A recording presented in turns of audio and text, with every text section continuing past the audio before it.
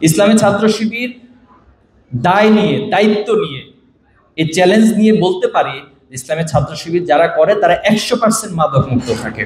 এবং 77 সাল থেকে আজকের দিন পর্যন্ত যারাই ছাত্র শিবিরের সাথে সম্পৃক্ত হয়েছে সকলে 100% মাদক মুক্ত।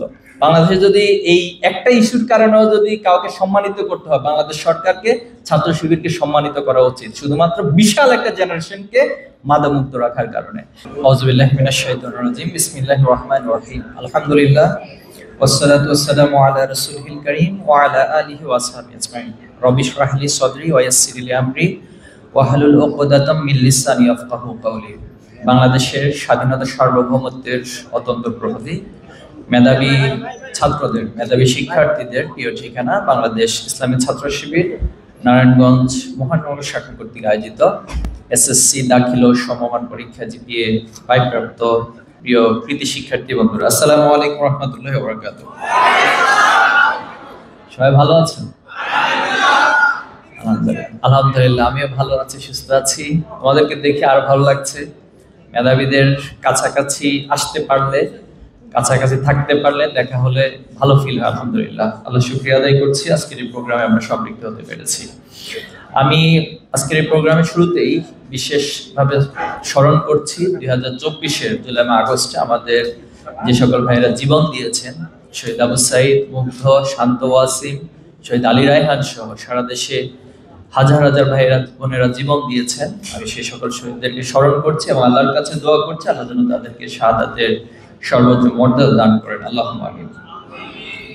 সম্মানিত শিক্ষার্থী বন্ধুরা, আমি শুরুতেই তোমাদেরকে অভিনন্দন জানাচ্ছি। তোমাদের যে কৃতিত্ব, তোমরা যে অর্জন করেছ, জীবনের গুরুত্বপূর্ণ একটি ধাপ অতিক্রম করেছ, এই ধাপে সর্বোচ্চ যে রেজাল্ট A+ সেটা তোমরা অর্জন করেছ। এজন্য আমি শুরুতেই কংগ্রাচুলেশন জানাচ্ছি সবাইকে। পাশাপাশি তোমাদেরকে কিছু বিষয় স্মরণ করিয়ে দিতে চাই যে তোমরা 2025 সালে যারা পরীক্ষায় অংশগ্রহণ করেছো, 19 লক্ষ পরীক্ষার্থী এখানে অংশ নিয়েছিল সর্বমোট। এই 19 লক্ষ থেকে কৃতকার্য হয়েছে 13 লক্ষ, আর 13 লক্ষের মধ্য থেকে A+ প্রাপ্ত হয়েছে 1,39,000। তোমরা হচ্ছে সে সৌভাগ্যবান যারা এত বিশাল একটা সংখ্যাকে প্রতিযোগিতা করে, সংখ্যার সাথে প্রতিযোগিতা করে তোমরা তোমাদের কাঙ্ক্ষিত ফলাফল অর্জন করেছ। কিন্তু পাশাপাশি তোমাদেরকে সতর্ক থাকতে হবে, এই 1,39,000 A+ পাওয়ার পরেও তোমরা যখন পাবলিক ইউনিভার্সিটি অথবা মেডিকেলে ভর্তি পরীক্ষা দিতে যাবা, সেখানে হিউজ একটা কম্পিটিশনের মধ্য দিয়ে তোমাকে যেতে হবে। এবং আশঙ্কার বিষয় হচ্ছে 1,39,000-এর জন্য বাংলাদেশের সরকার বা এই রাষ্ট্র তোমাদের জন্য পাবলিক বিশ্ববিদ্যালয় এবং মেডিকেলে সবার জন্য আসন রাখতে পারছে না। তাহলে প্রশ্ন হলো কতটি আসন আছে সেখানে? সেখানে অর্ধেকেরও কম আসন, অর্থাৎ 61,000 সকল পাবলিক বিশ্ববিদ্যালয় এবং সরকারি মেডিকেল কলেজ হিসাব করলে 61,449টি আসন বরাদ্দ রয়েছে। এখন তোমাদেরকে আজকে এই A+-এর সংবর্ধনার পাশাপাশি এই প্রোগ্রাম থেকে এই মেসেজ দিতে চায়, তোমাকে এখন থেকে প্রস্তুতি নিতে হবে, এখন থেকে পরিশ্রম করতে হবে এবং তোমার কাঙ্ক্ষিত লক্ষ্যে পৌঁছার জন্য তোমাকে অবিরাম ছুটে যেতে হবে। প্রিয় শিক্ষার্থী বন্ধুরা, আজকে যে অর্জন করেছ, তোমরা কি একটু ভেবেছ যখন A+ পেয়েছ যে আমার সাথে তো আমার অনেক বন্ধুরা ফেলও করেছে, যারা আমার মতোই ক্লাসে এসেছিল, আবার তাদের বাবা মা স্বপ্ন দেখেছিল, হয়তো তাদের দুর্ভাগ্য অথবা তারা তোমার মতো করে পরিশ্রম করে নাই কিন্তু তারা ফেল করেছে। তো এই বন্ধুদের জন্য তোমাদের মনের মধ্যে একটা সহানুভূতি থাকা দরকার, কারণ আল্লাহ তাআলা তোমাকে সুযোগ দিয়েছেন, মহান রব সৃষ্টিকর্তা তোমাকে সুযোগ দিয়েছেন। পৃথিবীতে এরকম অনেকে আছে, অনেক পরিশ্রম করে, তোমার সাথেও তুমি এরকম অনেককে পাবা, তোমার মতো ক্লাসে হয়তো ভালো ক্লাসও করেছে, সে সর্বোচ্চ পরিশ্রমও করেছে, পরীক্ষাও দিয়েছে, কিন্তু কোনো কারণে তার A+ মিস হয়েছে। তাহলে এই জায়গায় তোমাকে সৃষ্টিকর্তার প্রতি, আল্লাহর প্রতি কৃতজ্ঞতা জ্ঞাপন করতে হবে। আল্লাহ তাআলার নীতিমালা হচ্ছে তুমি যখন যত বেশি আল্লাহর কৃতজ্ঞতা জ্ঞাপন করবা, তত আল্লাহ তাআলা তোমাকে আরো বৃদ্ধি করে দিবেন, সমৃদ্ধ করে দিবেন। এই জায়গায় আমরা কিছু কিছু শিক্ষার্থীদের মাঝে পাই, তাদের ভিতরে একটা অহংবোধ তৈরি হয়, অহংকার তৈরি হয় যখন A+ পেয়েছে, অথবা সে আর তার চারপাশে যারা আছে, যারা একটু কম রেজাল্ট করেছে, তাদের প্রতি যে সহানুভূতি, তাদের প্রতি যে শ্রদ্ধা, এটা অনেক সময় রাখতে পারেন। আমি জানি না এখানে তোমাদের মধ্যে কেউ আছে কিনা, আশা করি এরকম কেউ নেই। কিন্তু এই অহংকারটা তোমার অর্জনগুলোকে ভবিষ্যতে কিন্তু ম্লান করে দিবে।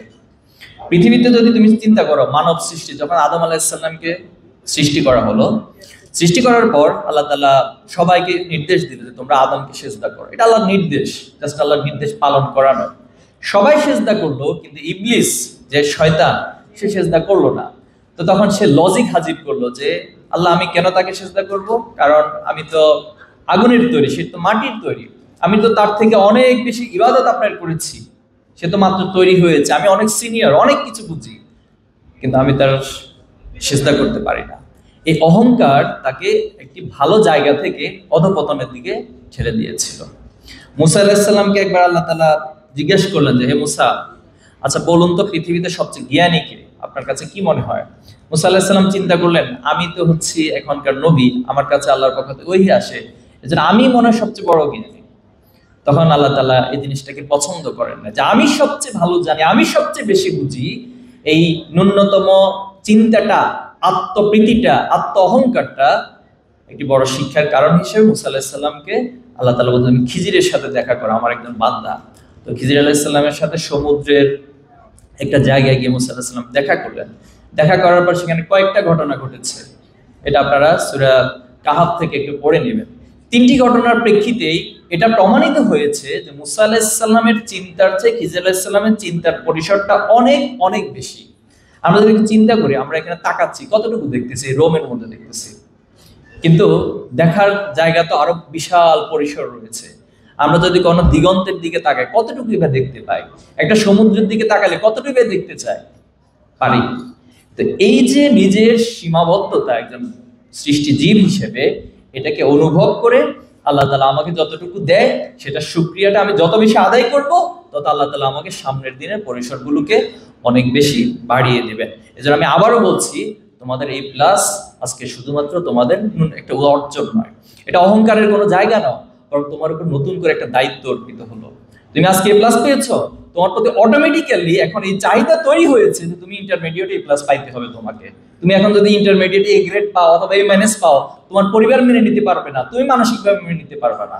এজন্য আজকের এই প্লাসটা জীবনের এভাবে প্রত্যেক ধাপে ধাপের এক একটা অর্জনটা তোমাকে তোমার আলটিমেট জায়গায় পৌঁছার জন্য, আলটিমেট লক্ষ্যে পৌঁছার জন্য নতুন নতুন দায়িত্ব, নতুন নতুন কর্তব্য তোমার কাঁধের উপরে অর্পণ করে।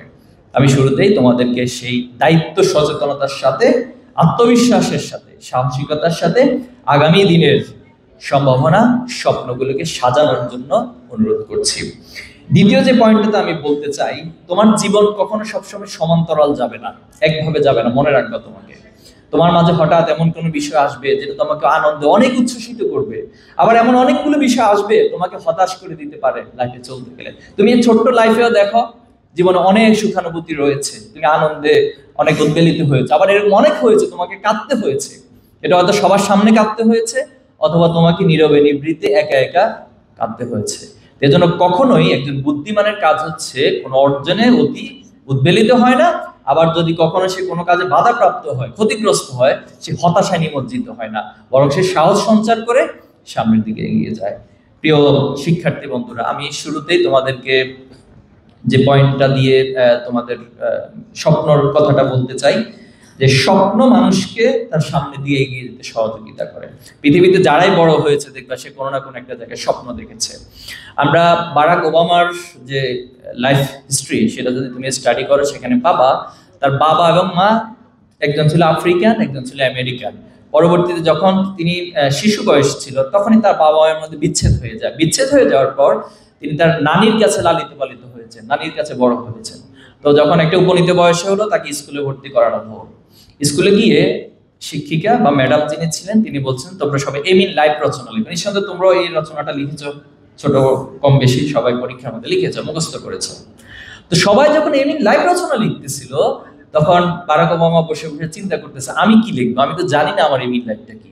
তখন তিনি ম্যাডামের কাছে গেলেন, বললেন যে ম্যাডাম, পৃথিবীতে সবচেয়ে বড় কি এমিন লাইফ আছে, সেটা একটু আমাকে বলুন, আমি সেই রচনা লিখতে চাই। ম্যাডাম অবাক হলেন, অবাক হয়ে অনেক চিন্তা করে তাকে বললেন, আচ্ছা তুমি যদি আমেরিকার প্রেসিডেন্ট হতে পারো, কারণ পৃথিবীতে সুপার পাওয়ার শক্তি হিসেবে পুরো পৃথিবীতে দাপটের সাথে টিকে আছে আমেরিকা, তুমি আমেরিকার প্রেসিডেন্ট হতে পারলে এটা সবচেয়ে বড় একটা এমিন লাইফ হতে পারে। তখন বারাক ওবামা তিনি লিখতেন, I want to B the president of United states. এবং পরবর্তী তোমরা দেখেছো, এই ছোট্ট একটা স্বপ্ন থেকে তিনি সেটার বাস্তবে রূপান্তরিত করেছেন। এবং এই স্টাডি তিনি করেছেন যে পৃথিবীতে যারা আমেরিকার প্রেসিডেন্ট হয়েছেন তাদের লাইফ স্টাইলটা কেমন ছিল, তারা কিভাবে করে জীবনের প্রত্যেকটা প্রতিবন্ধকতা অতিক্রম করেছে, তারা কিভাবে করে সেই জায়গাতে গিয়েছে। এই টোটাল স্টাডি করে বারাক ওবামা নিজের স্বপ্নটাকে ঠিক করে নিয়েছেন আমেরিকার প্রেসিডেন্ট হওয়া। এরপর আমরা দ্বিতীয় ফাতেহ মুহাম্মদ, তোমরা হয়তো নাম শুনেছ, তিনি কনস্টান্টিনোপল জয় করেছেন, বর্তমান যে তুরস্কের ইস্তাম্বুল শহর, এটা জয় করেছিলেন। এই জয়ের স্বপ্নটা আল্লাহ রাসূলুল্লাহ সাল্লাল্লাহু আলাইহি ওয়াসাল্লাম জীবদ্দশায় একটু ইঙ্গিত দিয়েছিলেন যে তোমাদের মধ্য থেকে কোনো একজনের হাত ধরে কনস্টান্টিনোপল জয় হবে। অনেকে অনেকভাবে চেষ্টা করেছেন, এটা জয় করতে পারেন নাই।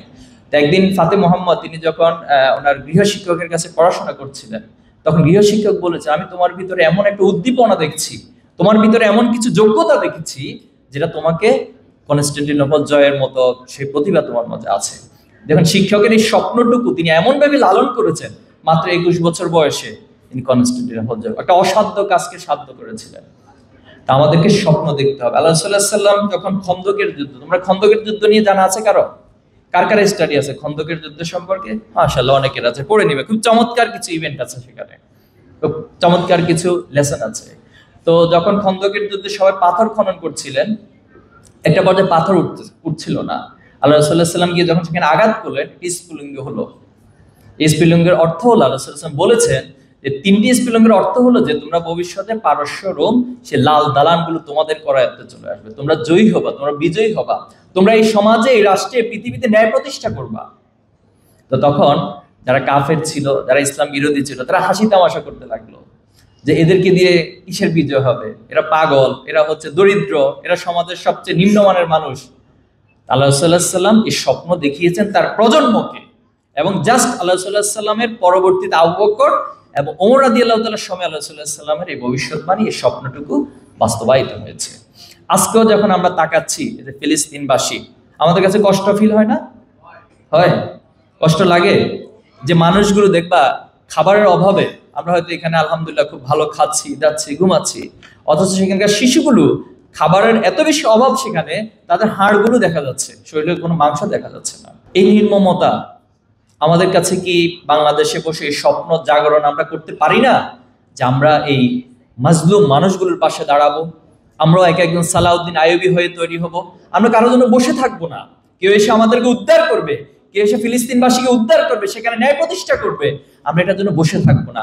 আমরা বাংলাদেশে আজকে নারায়ণগঞ্জের এই প্রোগ্রামে আমার সামনে যারা উপস্থিত, আমি তাদেরকে স্বপ্ন দেখতে বলবো যে আমরা এক একজন সালাউদ্দিন আইয়ুবী হয়ে যাবো, আমরা মানবতার ত্রাণকর্তা হিসেবে নিজেকে প্রতিষ্ঠিত করার জন্য, সমাজের যোগ্য হিসেবে তৈরি করার জন্য আজকে এখানে বসে স্বপ্ন দেবো। ছাত্র শিবির এই মেসেজগুলোই মূলত তোমাদেরকে দিতে চায়। এখানে নিচক শুধুমাত্র তোমাদেরকে একটা ফুলের স্টিক দিয়েছে, হয়তো ক্রেস্ট আছে, না ক্রেস্ট আছে, কিছু গিফট আছে, খাবার আছে, আশা করি একটা ছোট বক্স নাস্তার ব্যবস্থা থাকবে। তো এটা তো আসলে উদ্দেশ্য না আমাদের। আমাদের উদ্দেশ্য হচ্ছে এই প্রোগ্রামের মধ্য দিয়ে তোমাদের এই স্বপ্নগুলোকে জাগানো। তুমি নারায়ণগঞ্জে বসে থাকবা না। আজকে যে গ্লোবাল ভিলেজের যুগে আমরা বসবাস করছি, এখানে শুধুমাত্র তুমি কোন একটা পরিবারের সদস্য না, এখন আর তুমি শুধুমাত্র নারায়ণগঞ্জের ছোট্ট একটা অঞ্চলের বাসিন্দা নয়, তুমি এখন টোটাল গ্লোবাল ভিলেজের একজন বাসিন্দা, একজন সদস্য, পরিবারের সদস্য। এজন্য তোমাকে পুরো বিশ্ব নিয়ে ভাবতে হবে, স্বপ্ন দেখতে হবে। পারা যাবে না ইনশাআল্লাহ? এখন স্বপ্ন দেখার পরে কি করবা? শুধু ঘুমাবা বাসায় গিয়ে? তাইলে হবে না রে ভাই, তাহলে পরিশ্রম করতে হবে, কষ্ট করতে হবে। টমাস আলভা এডিসন তিনি এই যে বৈদ্যুতিক বাল্ব, এটা আবিষ্কার করেছিলেন। এই বাল্ব আবিষ্কার করতে গিয়ে তিনি 10,000 বার চেষ্টা করেছেন এবং 10,000 বার ব্যর্থ হয়েছেন। ওনার বক্তব্য হচ্ছে এই 10,000 বার ব্যর্থ হওয়ার প্রত্যেকটা আমার জন্য এক একটা শিক্ষা দিয়েছে, যেটা আমাকে ফাইনালি সফল হতে সহযোগিতা করেছে। এই টমাস আলভা এডিসনের আরেকটা ঘটনা আছে, ওনার মায়ের একটা গল্প আছে। উনি যখন ছোটবেলায় স্কুলে গিয়েছেন, তো শিক্ষক একটা চিঠি ওনার মায়ের কাছে পাঠালেন, বললো যে এটা গিয়ে তোমার মায়ের কাছে দিবা। মা যখন এই চিঠি পেলেন, পাওয়ার পর তিনি কান্না করতে লাগলেন, ওনার চোখ দিয়ে পানি বেয়ে বেয়ে পড়তেছে। তো টমাস জিজ্ঞেস করলো, মা এই চিঠিতে কি লেখা আছে, তুমি কাঁদছো কেন এই চিঠি পড়ে? তো মা বললেন যে এটা এখানে লেখা আছে যে আপনার সন্তান টমাস একজন অসাধারণ ব্যক্তি এবং সে ভবিষ্যতে এই পৃথিবীর জন্য অনেক ভালো কিছু করতে পারবে। তো এই কথাটা তাকে অনেক বেশি ইমপ্রেসড করেছিল, তাকে স্বপ্ন জাগিয়ে দিয়েছিল। বারবার ব্যর্থ হওয়ার পর পরিশ্রম করার যে স্পৃহা, এই অনুভূতিটা জাগিয়ে দিয়েছিল। কিন্তু দুঃখজনক হলেও, অথবা এটাই সৌভাগ্য বলবো, যে পরবর্তীতে টমাস যখন অনেক বিখ্যাত ব্যক্তি হলেন, তিনি মায়ের সেই চিঠিটা উদ্ধার করলেন। উদ্ধার করে সেখানে লেখা ছিল মূলত যে আপনার সন্তান টমাস এতটাই সে মানে মেধাহীন যে তাকে আসলে আমাদের স্কুলে পড়ানোর মতো অবস্থা না, মেহেরবানি করে তাকে এখান থেকে নিয়ে যান। তাহলে দেখেন লেখা ছিল কি, আর মা তাকে কি স্বপ্ন দেখিয়েছেন এবং তিনি সেই স্বপ্নের কারণে আজকে পৃথিবীতে বিখ্যাত ব্যক্তি হয়েছেন। এজন্য আমরা কখনো হতাশ হব না। অনেকের সমস্যা থাকতে পারে, অনেক আমার দুর্বলতা লিমিটেশন থাকতে পারে, কিন্তু আমার তো অনেক আবার পসিবিলিটিও রয়েছে, অনেক সম্ভাবনা আমার মধ্যে রয়েছে। আমাদের কাছে যে সম্ভাবনাগুলোকে ফোকাস করা। আমরা যদি হেলেন কেলার, তোমরা হয়তো জেনে থাকবা তার সম্পর্কে, তিনি আমেরিকান একজন উপন্যাসিক ছিলেন। তিনি ছিলেন অন্ধ বধির, তিনি শারীরিকভাবে সক্ষম ছিলেন না, প্রতিবন্ধী ছিলেন। তো এরপরেও তিনি আমেরিকার মতো একটা রাষ্ট্রের সবচেয়ে ভালো একজন উপন্যাসিক হয়েছেন। সাংবাদিকরা একটা সাক্ষাৎকারের সময় জিজ্ঞেস করলেন যে আপনি যে শারীরিকভাবে এত প্রতিবন্ধকতার শিকার, সৃষ্টিকর্তা আপনাকে এইভাবে তৈরি করেছে, আপনার কি সৃষ্টিকর্তার প্রতি রাগ হয় না, একটু ক্ষোভ জন্ম নেয় না? তো তিনি উত্তর দিয়েছিলেন, সৃষ্টিকর্তা আসলে আমাকে এত কিছু দিয়েছে, সেটাকে কাজে লাগাতে গিয়ে কোনটা যে আসলে দেয়নি এই হিসাব নিকাশে আমি কখনো করতে পারি না। তাহলে আমাদেরও অনেক সম্ভাবনা রয়েছে, আমরা যদি পরিশ্রম করি, কষ্ট করি, আশা করি ইনশাল্লাহ আমরা অবশ্যই সফল হতে পারবা। আমরা কাজী নজরুল ইসলামের যদি কেসটাকে একটু দেখি, তিনি দরিদ্র পরিবারে জন্মগ্রহণ করেছেন এবং ছোটবেলা ওনার বাবা মারা যাওয়ার কারণে তিনি বিদ্যালয় থেকে চলে এসে পরবর্তীতে একটা চায়ের দোকানে, রুটির দোকানে চাকরি নিয়েছেন। সেই নজরুল আজকে বাংলাদেশের জাতীয় কবি হয়েছেন। এবং শুধু জাতীয় কবি এই জিনিসটা ওনার জন্য যথেষ্ট নয়, ওনার প্রত্যেকটা কবিতার এক একটা লাইন তুমি যদি ভাষা শৈলীর দিকে তাকাও, এক একটা মেসেজের দিকে তাকাও, অসাধারণ একটা প্রতিভার কাজ তিনি করেছেন। তোমরা বিদ্রোহী কবিতা তো পড়েছো, সে সময় দাঁড়িয়ে ইংরেজদের বিরুদ্ধে বিদ্রোহ কবিতা লিখা, এটা তো দুঃসাহসিক একটা কাজ। বলবীর চির উন্নত মম শির, শির নেহারি আমারই নত শির ওই শিখর হিমাদ্রির। মানে এক একটা শব্দের গাঁথনি, সাহসিকতার যে প্রতিচ্ছবি লিখেছেন তিনি। তিনি ওই সময় লিখেছেন যে থাকবো না কো বদ্ধ ঘরে, দেখবো এবার জগৎটাকে, পৃথিবীকে দেখার স্বপ্ন তিনি সেখানে দেখেছেন। এবং আপন হাতের মুঠোই করে তিনি পৃথিবীকে দেখার স্বপ্ন দেখেছেন সে সময়। তিনি আবার পরবর্তীতে লিখেছেন যে দারিদ্র তুমি মনে করেছো মহান, যে আমি যে দারিদ্র পরিবারে জন্মগ্রহণ করেছি এটা আমার জন্য ক্ষতি হয় না, বরং এটাই আমাকে মহান হওয়ার ক্ষেত্রে সহযোগিতা করে। যে জন্য আমাদের মেসেজ হলো, তুমি কোন পরিবারে জন্মগ্রহণ করেছো, তোমার বাবা কি প্রফেশনে আছে, তোমার দাদা কি প্রফেশনে ছিল, তুমি কোথায় থাকছো, কোথায় ঘুমাচ্ছ, কি খাচ্ছ, এটা পৃথিবীবাসী কখন হিসাব নিকাশ করবে না।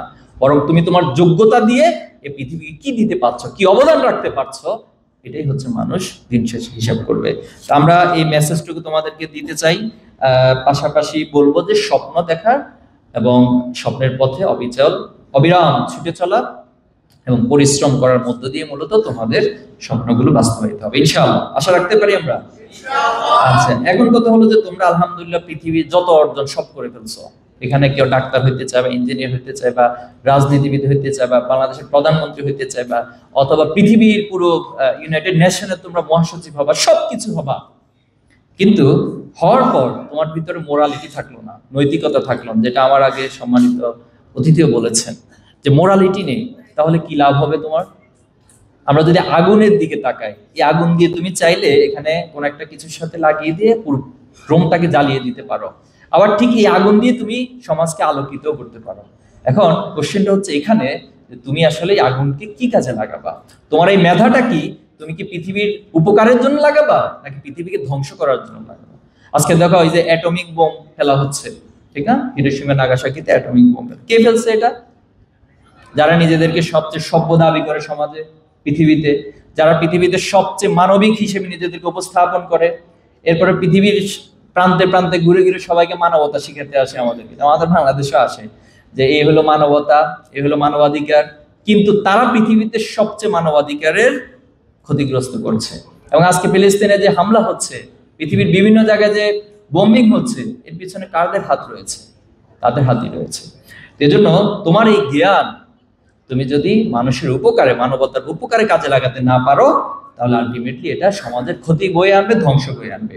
এবং তুমি যদি এই তোমার অর্জনগুলোকে সমাজের মানুষের উপকারে বয়ে না নিয়ে আসতে পারো, তাহলে আলটিমেটলি তুমিও ক্ষতিগ্রস্ত হবা এবং তোমার যে আলটিমেট গোল, আলটিমেট অর্জন, সেটা ব্যাহত হবে। এই জন্য আমরা বলবো যে তুমি তোমার এই অর্জনের পাশাপাশি বেসিক হিউম্যান কোয়ালিটিস যে গুণগুলো রয়েছে, তোমার ভিতরে মানবিকতা থাকবে, তোমার মধ্যে উদারতা থাকবে, মানুষের প্রতি সহমর্মিতা থাকবে, মানুষের উপকার করে তোমার ভিতরে একটা ভালো অনুভূতি তৈরি হবে। এই কাজগুলো তোমাদেরকে করতে হবে ইনশাল্লাহ। এজন্য যাই কিছু করো, একটা উদাহরণ দিচ্ছি, একটা দৃষ্টিভঙ্গি। এবং কোনো এক জায়গায় একসাথে অনেকে পাথর ভাঙতেছিল, দেখো না রাস্তায় হাঁটার সময়টা। তো ওখানে গিয়ে একজন জিজ্ঞেস করলো যে ভাই আপনি কি করছেন? তিনি বললো যে আমি পাথর ভাঙছি। ওকে, দিস রাইট আনসার। আরেকজন বললো যে আপনি কি করছেন? বললো যে আমি এখানে বসে বসে আমার জীবিকা অর্জন করছি, বা জীবিকা উপার্জনের জন্য চেষ্টা চালাচ্ছি। আরেকজনকে জিজ্ঞেস করা হলো যে আপনি কি করছেন? তিনি বললেন যে আমি একটা ইমারত নির্মাণ করছি, যেটা ভবিষ্যতে এখানে মসজিদ হিসেবে প্রতিস্থাপিত হবে। তাহলে দেখো একই কাজ তিনজন একইভাবে করছে, কোশ্চেনটাও একই ছিল, কিন্তু আনসারটা দৃষ্টিভঙ্গির আলোকে এক একজনের এক এক রকম হলো।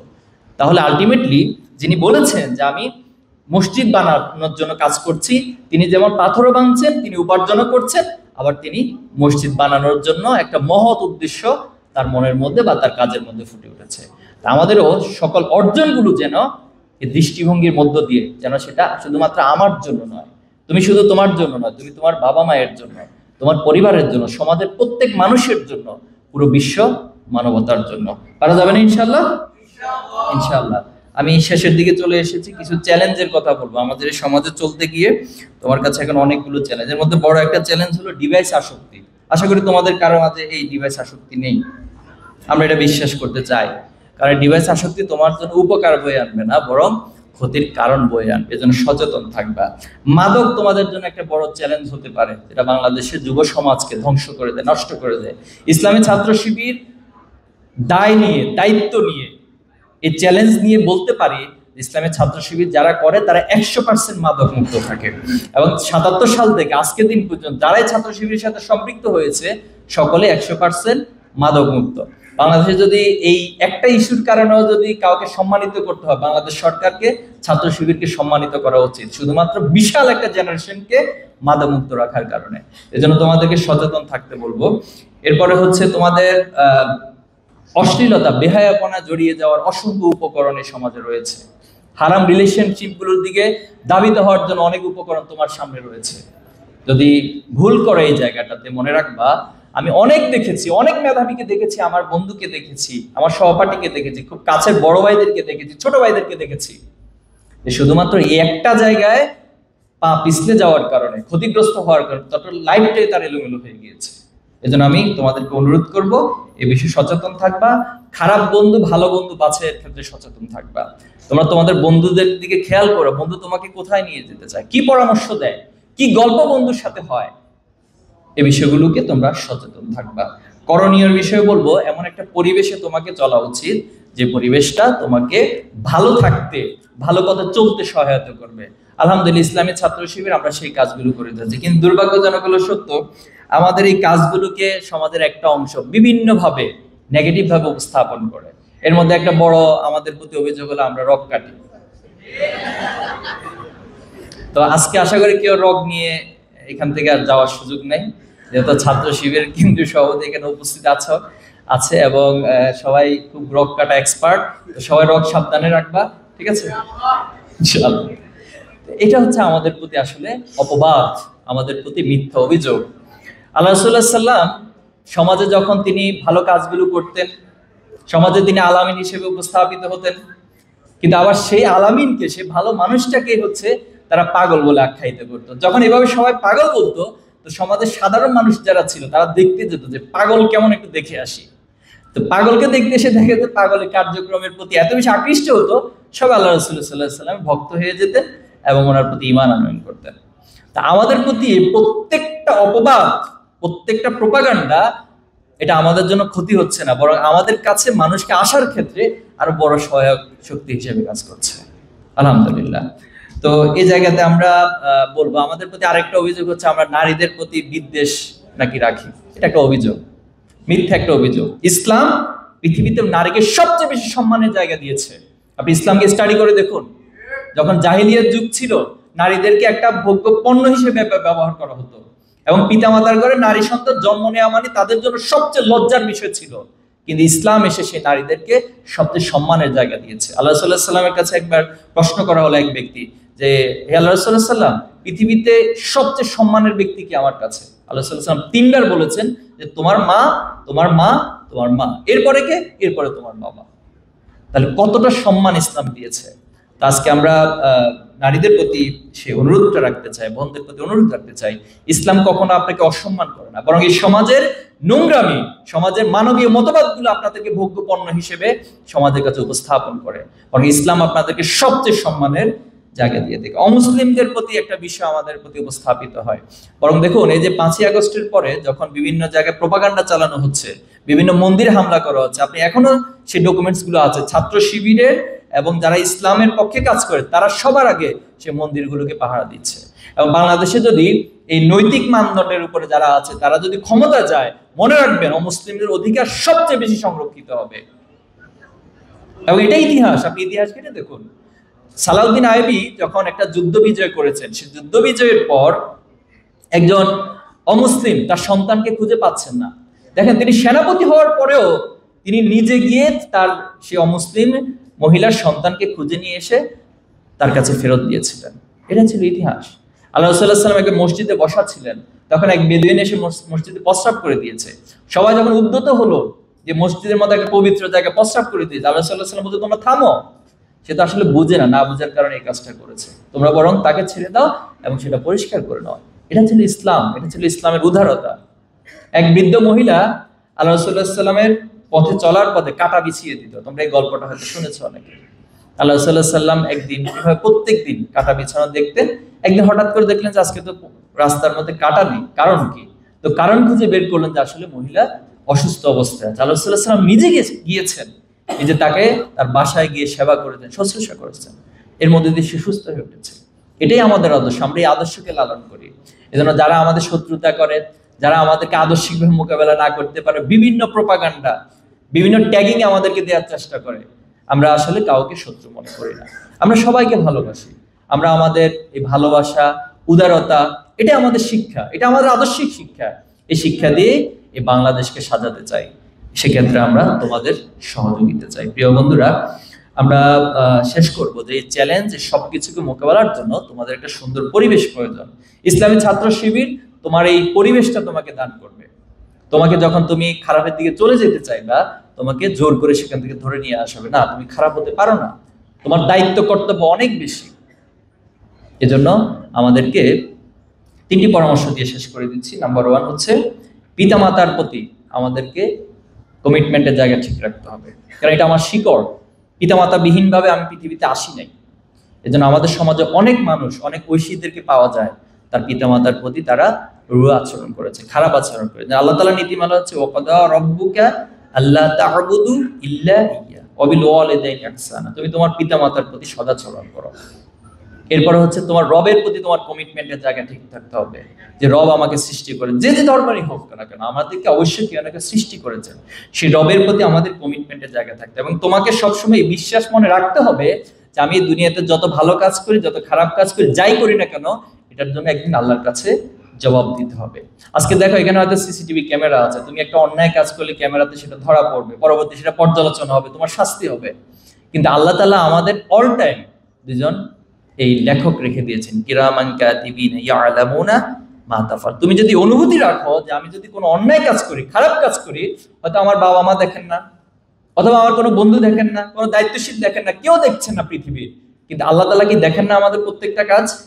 অবশ্যই দেখেন। এবং কাল কিয়ামতের দিন আমাকে বলা হবে, ইকরা কিতাবাকা কাফা বিনাফসিকা আল-ইয়াওমা আলাইকা হাসিবা। আজকে তুমি পড়ো, তুমি তোমার হিসাব গ্রহণের জন্য যথেষ্ট।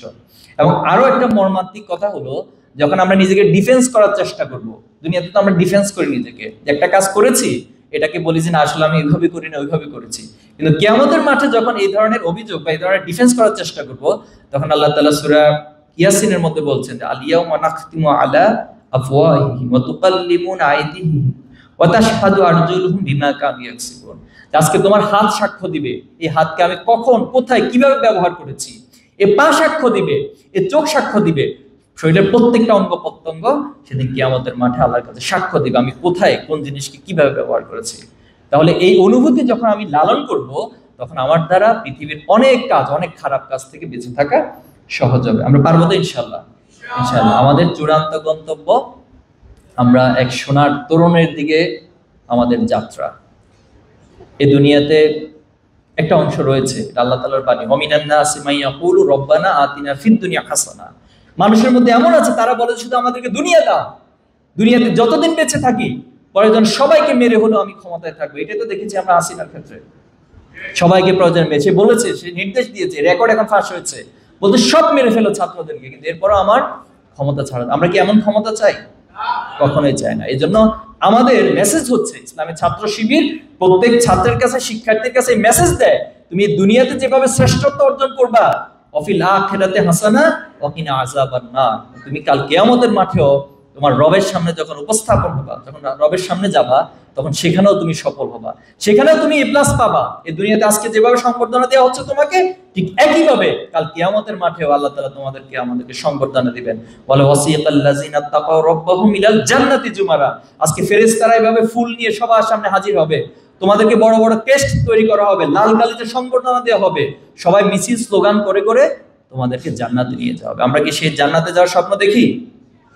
তাহলে আমরা এই দুনিয়াতেও শ্রেষ্ঠত্ব অর্জন করব, আবার কাল কিয়ামতের মাঠেও আল্লাহ তাআলার কাছে আমরা প্রিয় বান্দা হিসেবে উপস্থাপিত হব। আল্লাহ আমাদের সবাইকে কবুল করুক এবং তোমাদের এই স্বপ্নগুলোকে আল্লাহ যেন কবুল করে বাস্তবে রূপান্তরিত করার তৌফিক দান করেন। আমিন। আসসালামু আলাইকুম ওয়া রাহমাতুল্লাহ।